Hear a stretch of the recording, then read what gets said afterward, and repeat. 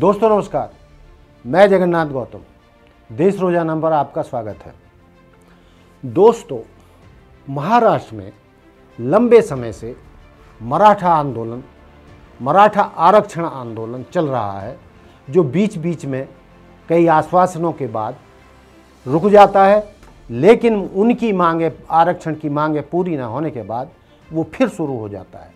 आज फिर महाराष्ट्र में आरक्षण आंदोलन उफान पर है।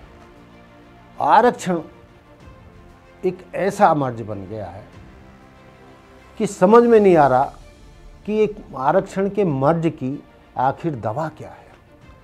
इसका कोई स्थायी हल तो हमें ढूंढना पड़ेगा। आप जानते हैं कि जितने भी आरक्षण आंदोलन हुए हैं, चाहे वो राजस्थान से शुरू हुआ गुर्जर आंदोलन, उसमें हरियाणा तक भी फैला, राजस्थान के बाहर भी फैला, रेलवे रोकी गई, सरकारी संपत्तियों को नुकसान पहुंचाया गया, करोड़ों अरबों का नुकसान हुआ, रेलें बंद करनी पड़ी, यात्रियों को नुकसान हुआ, वो अपने गंतव्य पर नहीं पहुंचे, सामाजिक रूप से समाज में अफरा तफरी फैली, आने जाने की समस्या हुई और वो महीनों गुर्जर आंदोलन चला। उसके नतीजे आपके सामने क्या हुआ क्या नहीं आप सब जानते हैं।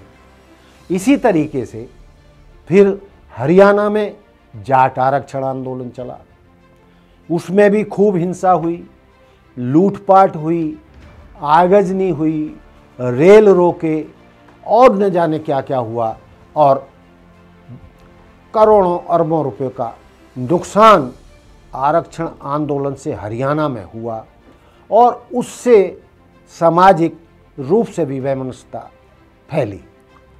इस तरीके के जितने भी आंदोलन होते हैं, उनसे सामाजिक ताना बाना छिन्न भिन्न तो होता ही है, आर्थिक नुकसान भी पहुंचता है।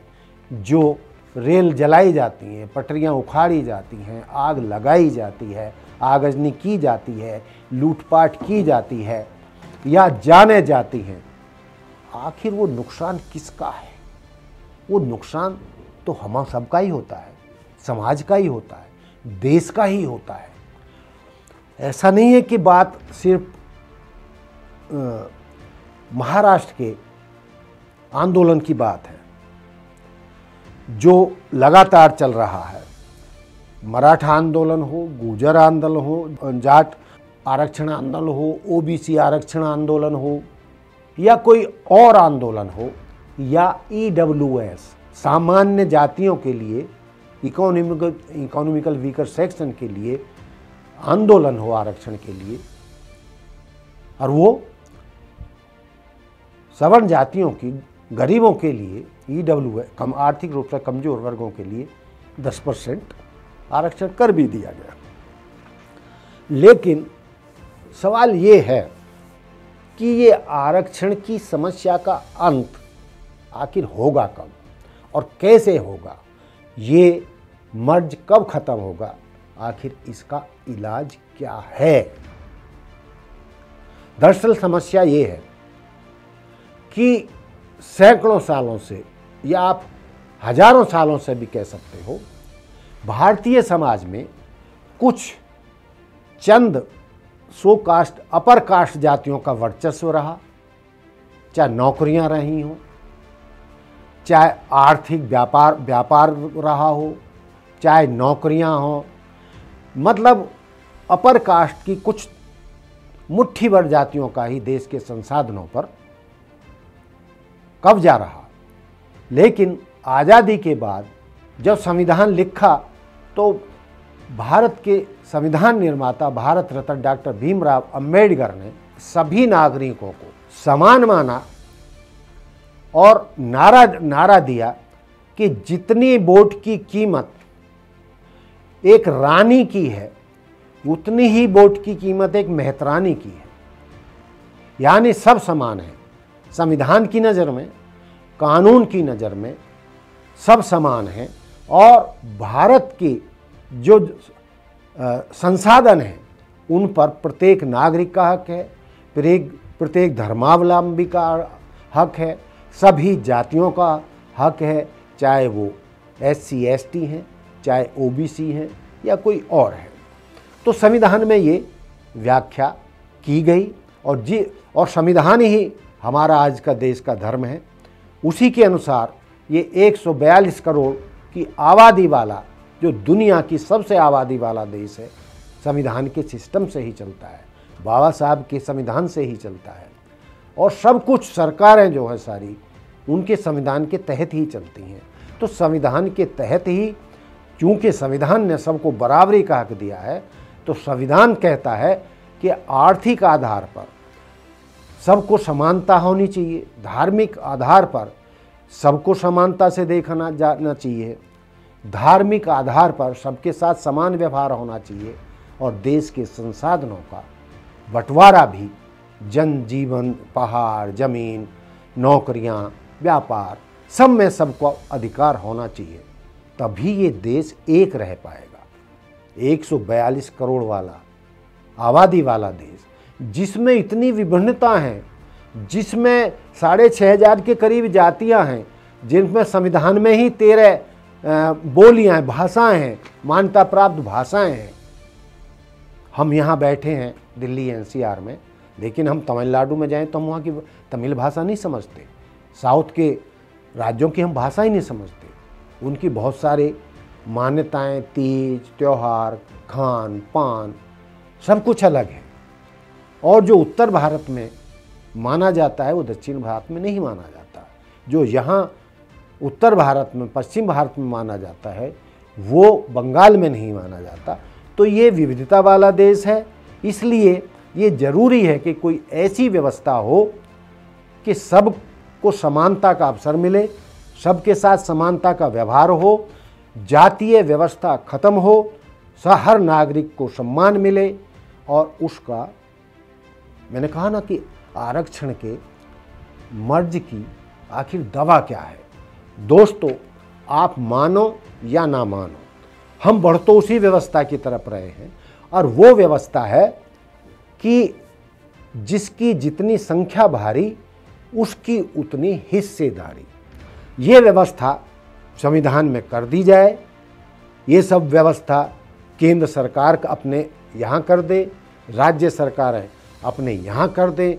जिसकी जितनी संख्या भारी उतनी उसकी हिस्सेदारी।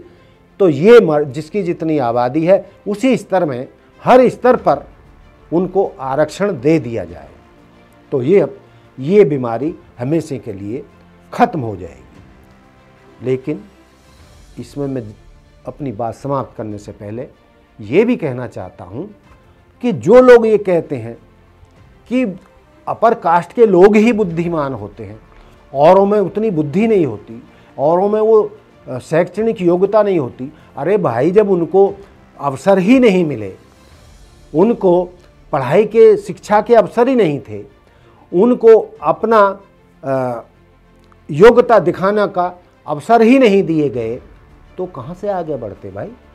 जैसे ही आज़ादी के बाद संविधान ने सबको बराबरी का हक दिया, सबको शिक्षा का अधिकार मिला, सबको व्यापार करने का अधिकार मिला, हर एक किसी को कुछ भी करने का अधिकार मिला, तो सब ने अपनी योग्यता दिखाई।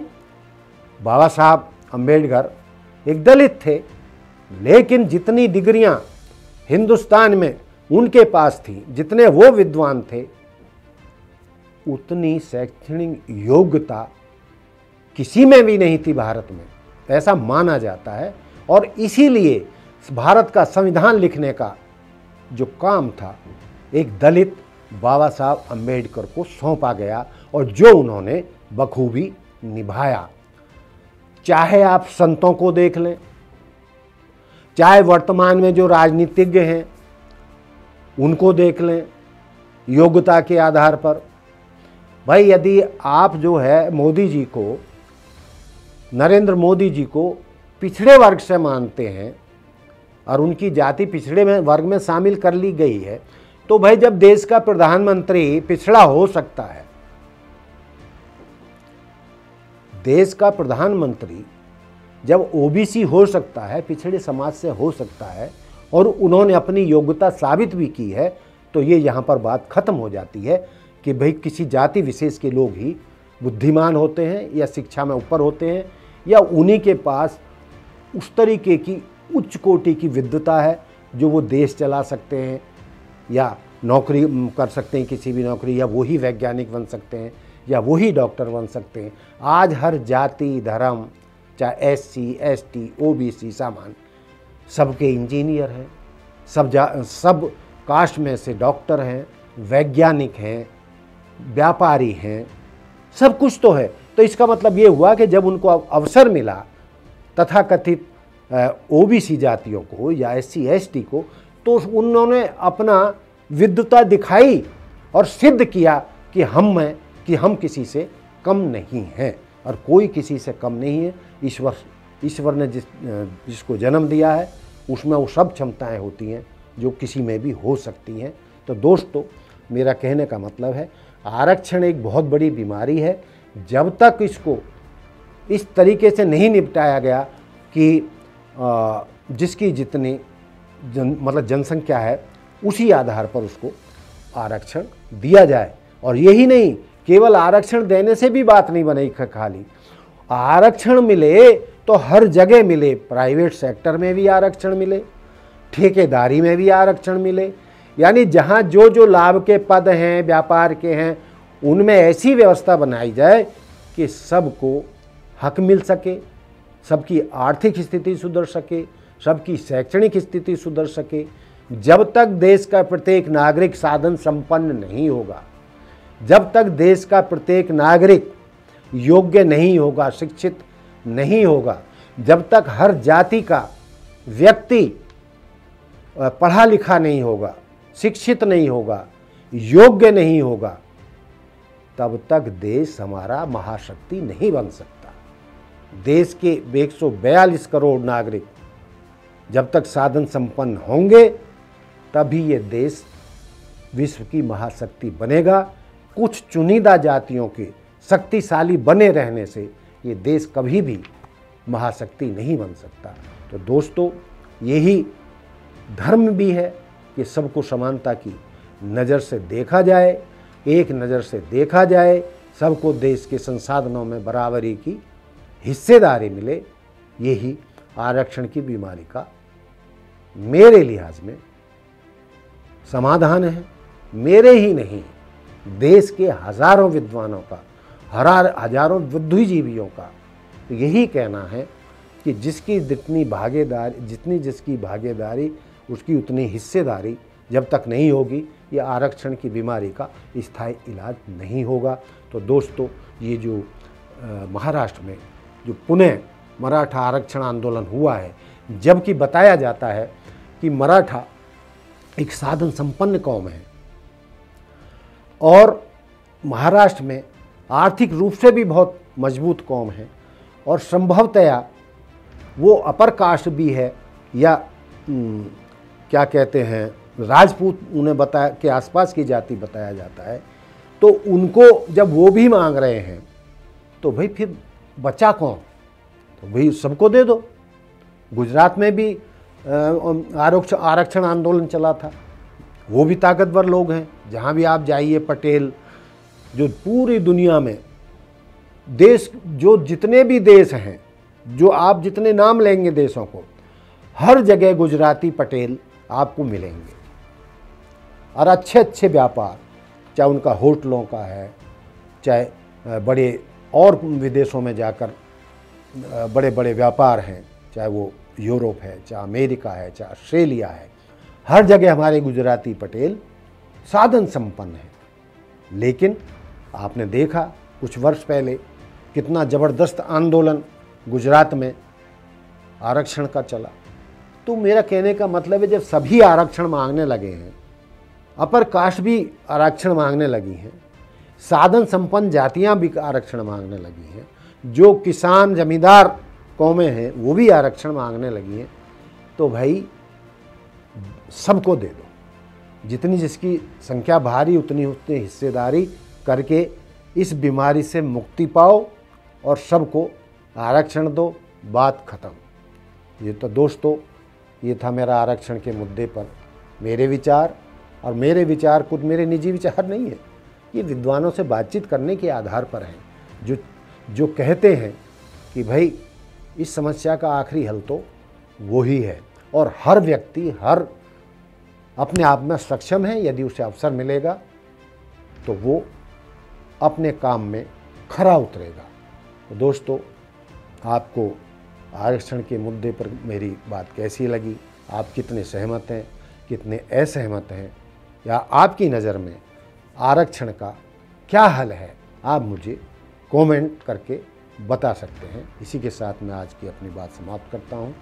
जय हिंद, जय भारत, जय संविधान, नमस्कार। हमारे साथ जुड़े रहने के लिए देखते रहिए देश रोजाना का YouTube चैनल, सब्सक्राइब कीजिए। साथ ही देश रोजाना की खबरें सबसे पहले देखने के लिए प्रेस कीजिए बेल आइकन।